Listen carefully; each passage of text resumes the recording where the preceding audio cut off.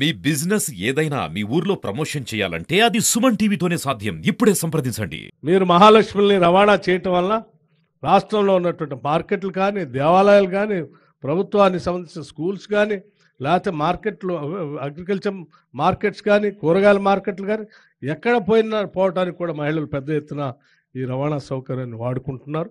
చాలా సంతోషం అని చెప్పి మీ అందరికీ నేను సవినయంగా మనవి చేస్తూ, ఈ కార్యక్రమం విజయవంతం కావటం కోసం ఒక మంత్రిగా కాకుండా ఇందులో ఒక నిబద్ధతతో ఒక కార్మికుల్లాగా, ఆర్టీసీ కార్మికుల్లాగా నా ఆర్టీసీ బతకాలి, నా కార్మిక సోదరులంతా కూడా తలెత్తుకుని బతకాలి, ఆర్టీసీ సంస్థ లాభాల్లోకి రావాలని చెప్పి రవాణా శాఖ మంత్రి గారు కూడా నిత్యం అంది వచ్చిన ప్రతి అవకాశాన్ని నేను బతికించుకోవటం కోసం ఆయన ప్రయత్నం చేస్తూనే ఉన్నాడు.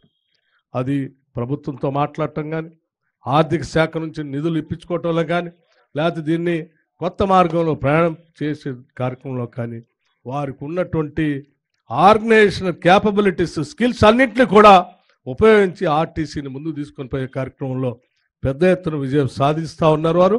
వారికి రాష్ట్ర ప్రభుత్వం తరఫున నా హృదయపూర్వకమైనటువంటి అభినందనలు తెలియజేస్తూ ఉన్నాను. అట్లాగే మరో మంత్రి గారు కోమటిరెడ్డి వెంకటరెడ్డి గారు, మీ బస్సులు తిరుగుతూ ఉన్నాయి, తిరగాలంటే నా రోడ్డు కావాలి. ఆ రోడ్డు గతుకుల్లో ఉంది, అందులో ఎక్కే మహిళలు మహాలక్ష్ములు కానీ, ఆర్టీసీ బస్సు కానీ, ప్రయాణికులు కానీ గతుకుల్లో ప్రయాణం చేసి ఇబ్బంది పడేటువంటి పరిస్థితి లేకుండా కేవలం రాష్ట్ర ప్రభుత్వ నిధుల నుంచే కాదు, నాకున్నటువంటి సంబంధాలతో అవసరమైతే కేంద్రంతో కూడా మాట్లాడి నిధులు తీసుకొచ్చి రూరల్ రోడ్లు కూడా వేయించడం కోసం నా ప్రయత్నం అంతా చేస్తున్నాను అని చెప్పడమే కాదు, చేసి కూడా చూపిస్తూ ఉన్నారు. 850 కోట్ల రూపాయలు ఒకటే స్ట్రోక్లో, సింగిల్ స్ట్రోక్లో రూరల్ రోడ్ల కోసం తీసుకొని రావటం అనేది సామాన్యమైనటువంటి విషయం కాదు. వారు ప్రత్యేక చొరవ తీసుకొని ఇక్కడ బడ్జెట్లో రాష్ట్ర ప్రభుత్వం నుంచి వచ్చే నిధులతో పాటు కేంద్రం నుంచి 850 కోట్ల రూపాయలు రూరల్ డెవలప్మెంట్, రూరల్ రోడ్ల కోసం తీసుకొచ్చినందుకు ఆర్టీసీ బస్సులు రవాణా సౌకర్యంగా ఉండేటట్టుగా వారు తీసుకుంటున్నటువంటి శ్రద్ధకు కూడా నేను కోమటిరెడ్డి వెంకటరెడ్డి గారిని మనస్ఫూర్తిగా అభినందిస్తూ ఉన్నాను. వీరందరూ కూడా, మంత్రివర్గ సహచరులందరూ కూడా పెద్ద ఎత్తున ఈ రకంగా ఈ పాలనలో పూర్తి స్థాయిలో మనసు పెట్టి సంకల్పంతో ఆనాడు కాంగ్రెస్ పార్టీ ఆధ్వర్యంలో ఇచ్చిన ప్రతి గ్యారంటీని ప్రజలకు అందుబాటులో తీసుకొని రావటం కోసం ఒక నిబద్ధతతో కూడినటువంటి ప్రణాళికాబద్ధంగా ప్రతి మంత్రి ఈరోజు పనిచేస్తూ ఉన్నారు. కాబట్టే మేము చెప్పిన 6 గ్యారంటీల్ని గత ప్రభుత్వాలు చెప్పినటువంటి హామీలు 10 సంవత్సరాలైనా చేయలేకపోయారు. కానీ మేము 3 మాసాల్లోనే మేము ఇచ్చినటువంటి గ్యారంటీలన్నింటినీ అమలు చేసే కార్యక్రమం ముందు పోతాం. 10 సంవత్సరాలు ఇంటికో ఉద్యోగం అన్నారు, 3 ఎకరాల భూమి అన్నారు, డబల్ బెడ్రూమ్ ఇల్లు అన్నారు, ఇలా చెప్పుకుంటూ పోతే అనేక హామీలు ఇచ్చారు. కానీ 10 సంవత్సరాల్లో ఏమి చేయలేకపోయారు.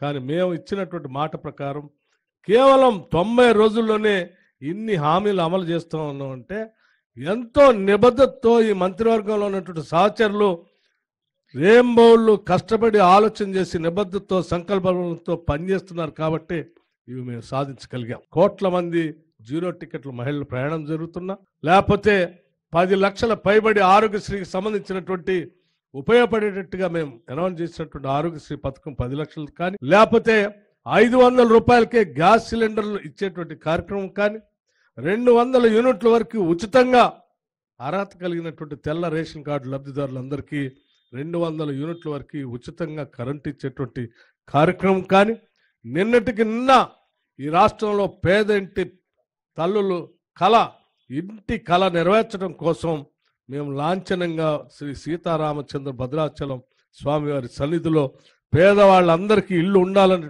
ఆలోచనతో నిన్న మేము లాంచ్ చేసినటువంటి ఇందిరమ్మ ఇంటి కళని నిజం చేస్తూ నిన్న మేము ప్రకటించినటువంటి విధానం కానీ, ఇవన్నీ కూడా మాకున్నటువంటి చిత్తశుద్ధిని, సంకల్పాన్ని రాష్ట్ర ప్రజలకి సంపదను పంచే కార్యక్రమంలో చాలా స్పష్టంగా ఉన్నాం. కాబట్టే కేవలం ఈ 3 నెలల్లోనే మేము ఇన్ని చేయగలిగాం.